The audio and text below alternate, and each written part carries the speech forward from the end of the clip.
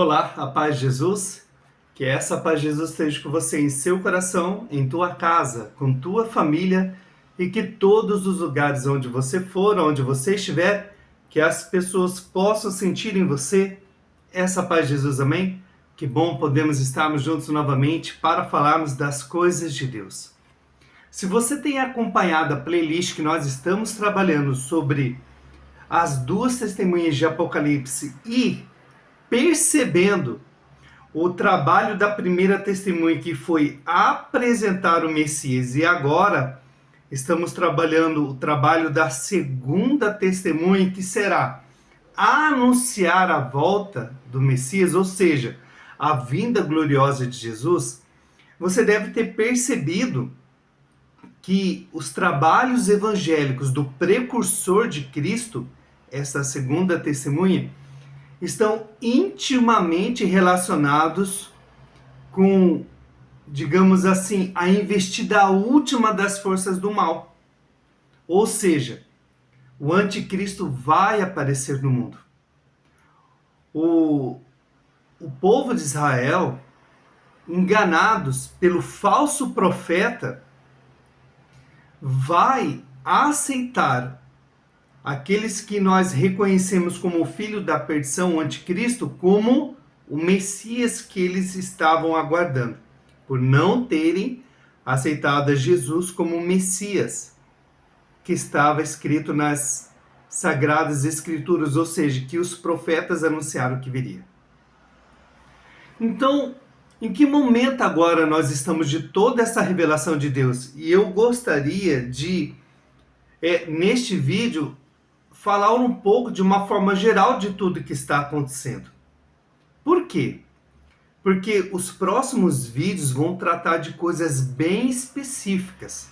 Ou seja, vamos começar a falar da ira de Deus, que está intimamente relacionado com este precursor e intimamente relacionado com o anticristo.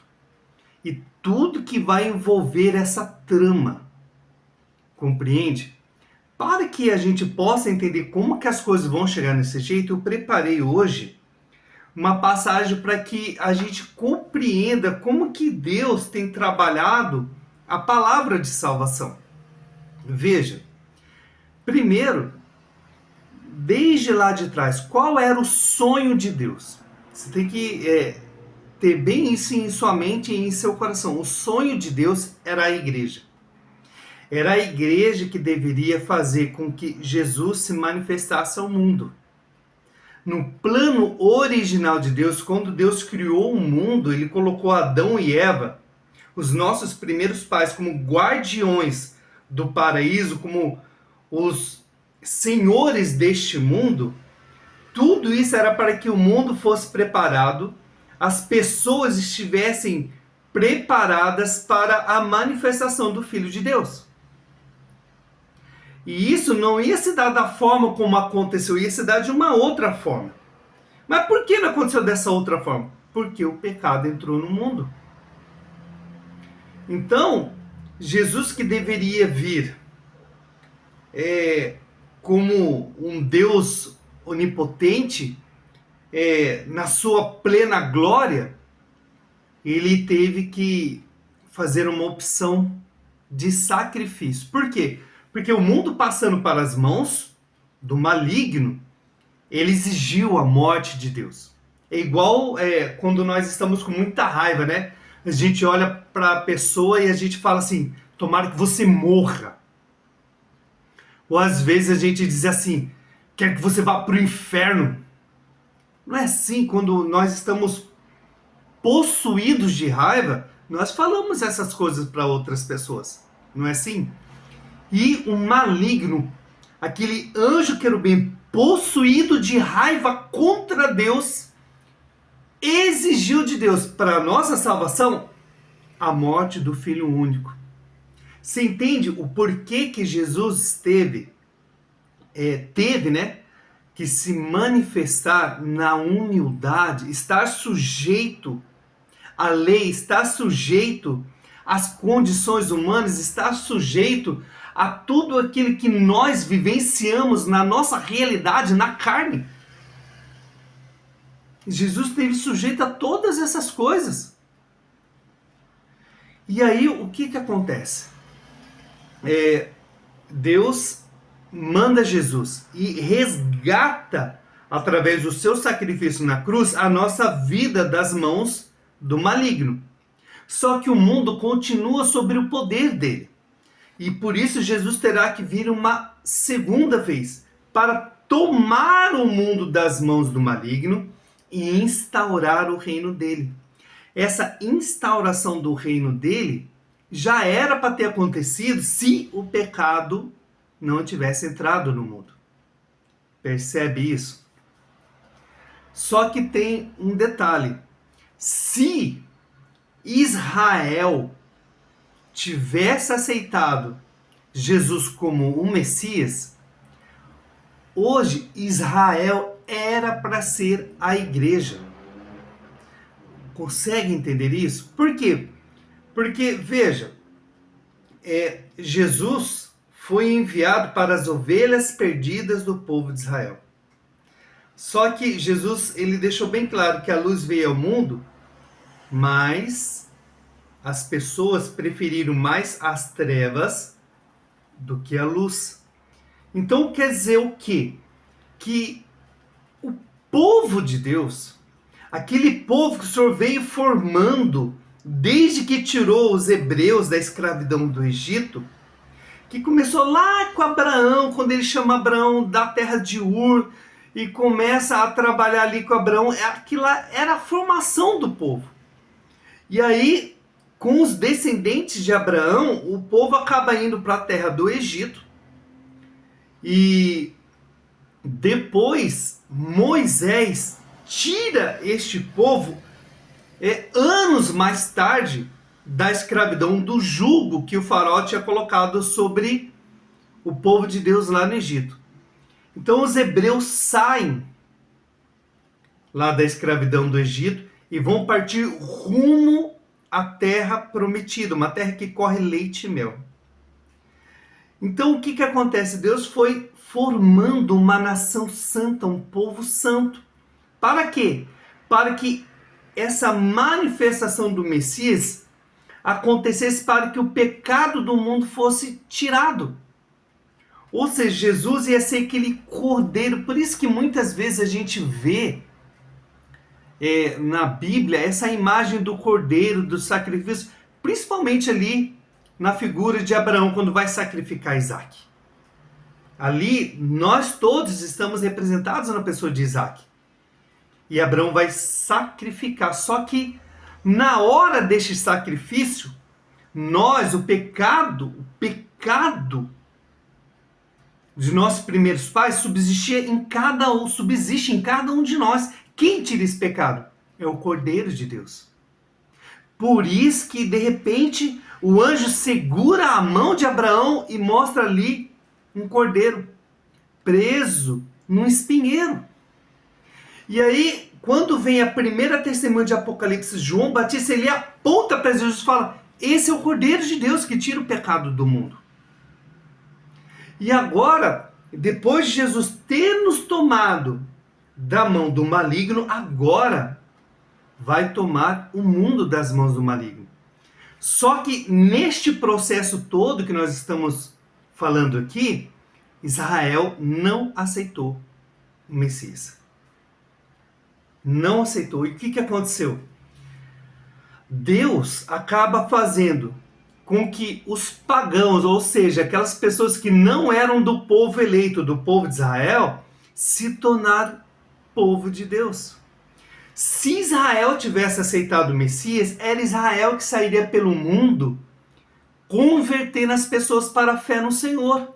Como Israel não aceitou, ou seja, lá, vamos dizer assim, aqueles poucos que foram acreditando ali dentro do povo de Israel, aqueles poucos mesmo, se juntaram com os pagãos que foram aderindo à palavra de salvação. Mas Israel até hoje aguarda a vinda de um Messias. Por isso que Jesus vai falar: eu vim em nome do meu Pai e vocês não me receberam.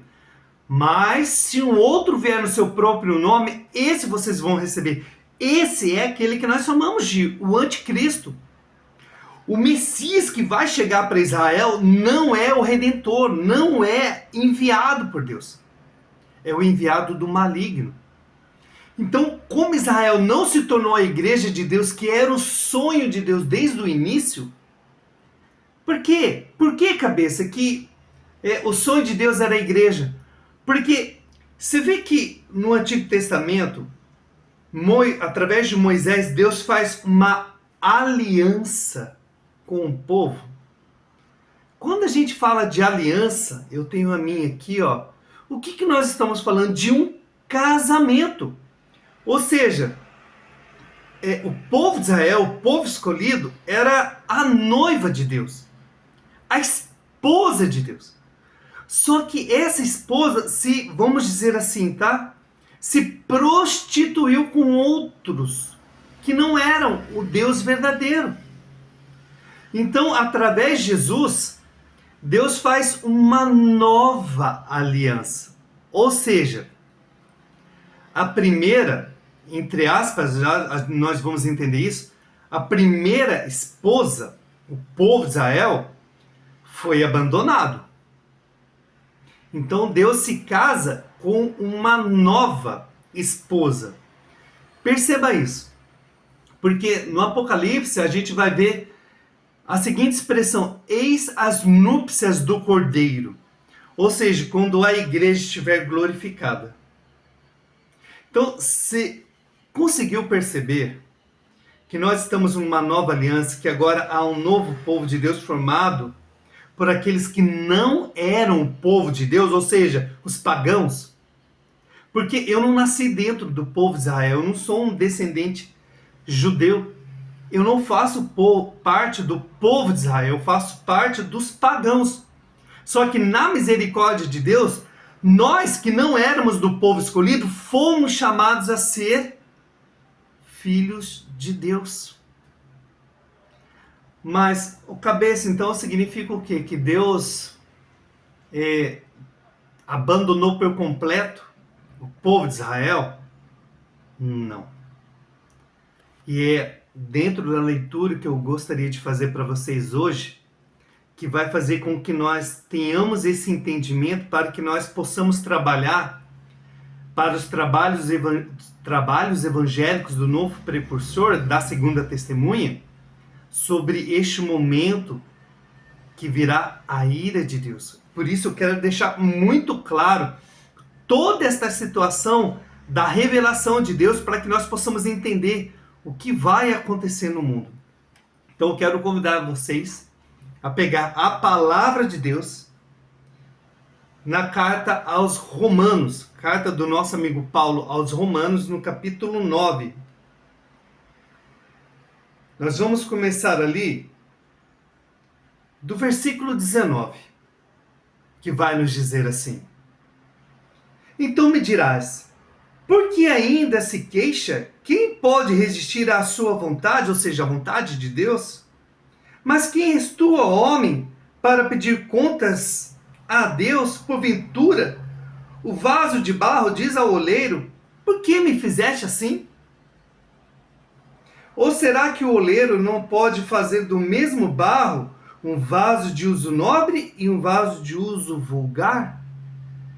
Ora, Deus, para mostrar sua ira e dar a conhecer o seu poder, suportou com muita paciência os que eram objeto de sua ira, maduros para a perdição.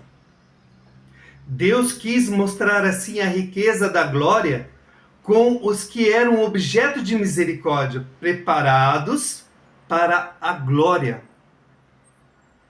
Isto é, conosco, a quem chamou não só dentre os judeus, mas também dentre os pagãos.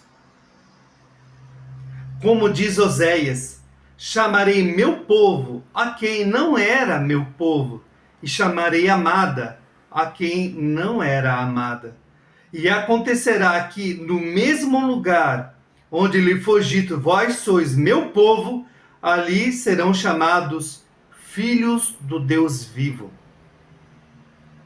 E Isaías chama a respeito de Israel. Ainda que o número dos israelitas fosse como a areia do mar, só um resto será salvo.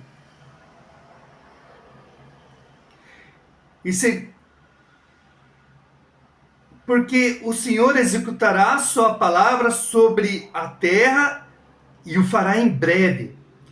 E segundo predisse Isaías, se o Senhor dos Exércitos não nos tivesse deixado uma descendência, teríamos vindo a ser como Sodoma e semelhantes a Gomorra.